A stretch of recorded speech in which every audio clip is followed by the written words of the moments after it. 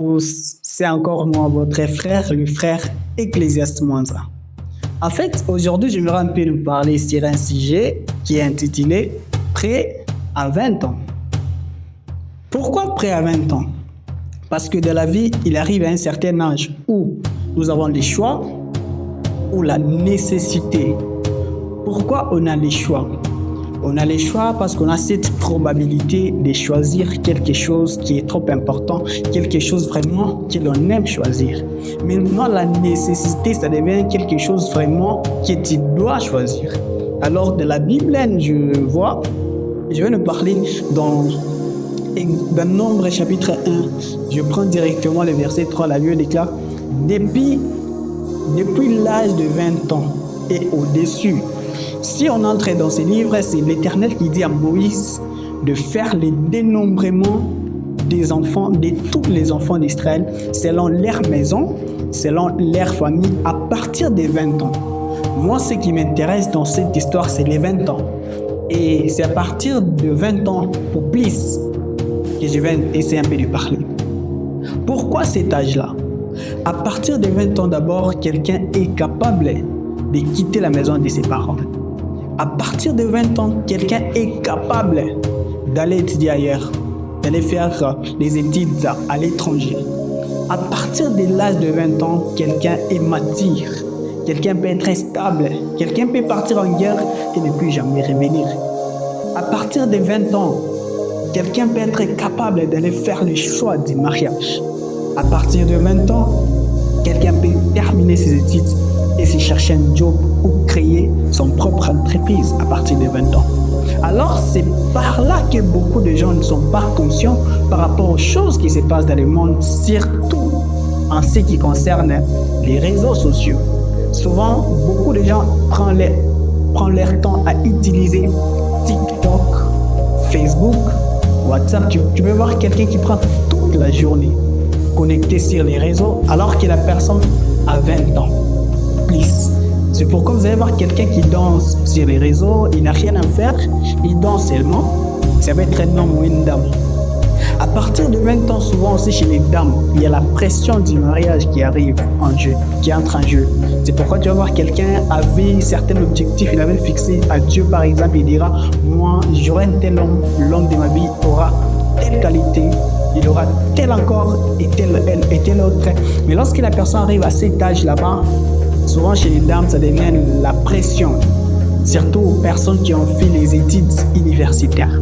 Et du coup, par rapport à ça, la personne n'a pas calculé le nombre d'âges qu'il a totalisé. Parce que lorsqu'on fête nos anniversaires, c'est bien, mais l'âge avance. Alors, nous, en tant que jeunes, nous devons prendre conscience. À partir de 20 ans, nous devons être capables de prendre certaines responsabilités. Par exemple, penser au futur de nos enfants. Pensez à ce qui va nous arriver après 10 ans. Parce que lorsque vous avez 20 ans, après 10 ans, vous aurez 30 ans. Alors, à 30 ans, qu'est-ce que vous allez faire de votre vie? Prenez d'abord votre vie actuelle et essayez de les projeter dans 20 ans. Vous serez où? Vous serez qui? Et vous allez faire comment? Si je peux me rappeler d'une petite histoire, c'était quand on était encore au banc de l'école. À l'école primaire, secondaire, chacun avait des objectifs. Et on se disait même que lorsque je vais terminer mes études, c'est directement construire une maison. Wow. Lorsque je vais terminer mes études, c'est directement me marier. Lorsque je vais terminer mes études, c'est directement avoir mon propre entreprise. Alors que toutes ces illusions n'étaient que des fausses histoires. Et lorsqu'on termine ses études, maintenant on se rend compte que l'argent qu'on demandait aux parents, ils n'ont plus le temps de nous donner. C'est à eux maintenant qu'ils nous demandent. Et vous allez voir beaucoup de gens, c'est à ces stades là-bas, à partir de 20 ans, 22 ans, 24 ans, 26 ans, 30 ans, qu'ils arrivent maintenant à perdre leur conscience. D'autres, ils s'infiltrent dans la magie. D'autres, ils s'infiltrent dans le fétichisme. D'autres, ils s'infiltrent dans le tabagisme. Et d'autres même, ils essaient de se tuer. Et d'autres aussi, ils partent plus loin. Ils entrent dans la prostitution. Mais lorsqu'on est jeune, nous devons profiter du temps qu'on a à faire sur cette terre. Parce que Dieu a créé toutes choses pour un but, même le méchant pour les jours du malheur. C'est pourquoi nous devons prendre conscience de notre vie. C'est surtout nous les jeunes d'aujourd'hui. Parce que la Bible nous dit de ne pas se conformer au siècle présent. Mais aujourd'hui, vous allez voir, c'est quelqu'un qui fait quelque chose comme un challenge sur les réseaux et du coup, nous tous, on s'infiltre dans ces challenges-là. C'est pourquoi vous allez voir même avec l'intelligence artificielle, il y a beaucoup de choses qui deviennent encore plus dangereuses. Ce qui tue à la santé de notre jeunesse, à la santé de notre mental, surtout même des applications que l'on essaie de nous créer comme les ChatGPT. Ce sont des applications qui ont remplacé beaucoup de choses et ça peut créer des dégâts. Vous allez voir même, il y a beaucoup de choses qui se passent là-bas. C'est une fois arrivé et tapez quelque chose que vous demandez et directement l'application vous donne tout ce que vous voulez. Il arrive même à un certain moment, vous pouvez converser avec l'application, ce qui n'est pas bon. Alors, nous devons vraiment prendre conscience. À partir de 20 ans, nous devons prendre conscience de l'œuvre de Dieu, dans les ministères en tant que ministre, prophète, pasteur, docteur, apôtre. Ne soyons pas distraits, mais soyons en cette étape-là d'avancer vers l'avant. Comme les disciples de Christ, ils étaient capables de mourir à cause de la parole. Ils étaient trop jeunes, ces gens-là, je ne me rappelle pas qu'ils avaient au-delà des 60 ans. C'était à partir de 20, 30, 40 et 20 ans. Et ces personnes ont fait des exploits.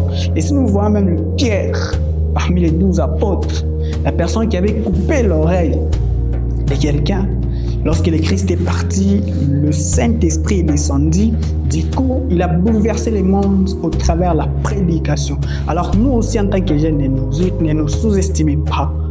Ne nous sous-estimons pas, ne perdons pas notre temps parce que le temps que Dieu nous a donné sur cette terre, un jour, il viendra nous le demander. Qu'est-ce que vous avez fait de votre temps? Alors, rachetons le temps alors qu'on est jeune. À partir de 20 ans ou plus, réveillons-nous, avançons afin que le monde sache que nous sommes là, nous sommes productifs dans tout ce qu'on fait. Souvent, moi, j'aime beaucoup qu'on puisse se liguer, qu'on puisse entrer en profondeur avec les Écritures parce que aujourd'hui, il y a beaucoup de choses qui sont vraiment détruites. Il y a des prophètes, si on regarde les prophètes, certaines pratiques qui ne sont pas bibliques, qui ne sont pas vraies. Pourquoi? Parce qu'ils ont essayé d'abuser de leur jeunesse, d'abuser de leurs 20 ans, d'abuser de leurs 30 ans. N'abusons pas de notre âge alors que nous sommes jeunes. Parce que la Bible nous dit, alors qu'on est jeune, nous devons vraiment faire des exploits. C'est ce qui compte pour un jeune. C'est ce qui compte pour une personne. Dans la Bible, je me rappelle, beaucoup de gens ont fait des exploits lorsqu'ils étaient encore trop jeunes. Prenons même l'exemple de l'image de Jésus-Christ. Il est venu, nous voyons, à 12 ans déjà, la personne partait et conversait avec les souverains sacrificateurs. À un certain âge encore, la personne, nous voyons, il commence à faire de miracles, il commence à faire des grandes choses. Il quittait la maison de ses parents et il arrive même à un certain moment où il était parti le chercher quelque part et il a dit « Qui est mon père ? Qui est ma mère ? Mon père et ma mère, ce sont ceux qui font l'œuvre de mon père. » Imaginez d'abord une personne qui dit « Mon père et ma mère, c'est lui qui fait l'œuvre de mon père. » Donc, nous devons vraiment prendre conscience de notre âge afin qu'un jour qu'on ne puisse pas nous demander « Qu'est-ce que tu es allé faire dans le monde ?» En anglais, on peut dire « What do you do in this world? In the world? » Jésus peut nous dire ça un jour. Dieu peut nous demander ça un jour. Alors, profitons pour cette occasion de prêcher l'évangile. Profitons de notre âge pour faire des grandes choses. Si vous voulez vous investir dans les business, entrez dans les business. Si vous voulez vous investir dans les ministères, entrez dans les ministères. Et si vous voulez vous investir à créer des grandes choses, des différentes choses qui peuvent aider les gens, qui peuvent aider la société, s'il vous plaît, ne soyons pas distraits. Avançons pendant que nous sommes encore trop jeunes. C'était votre frère, le bien-aimé, le frère Ecclésiaste Mwanza. Je vous aime bien. Bien parlé.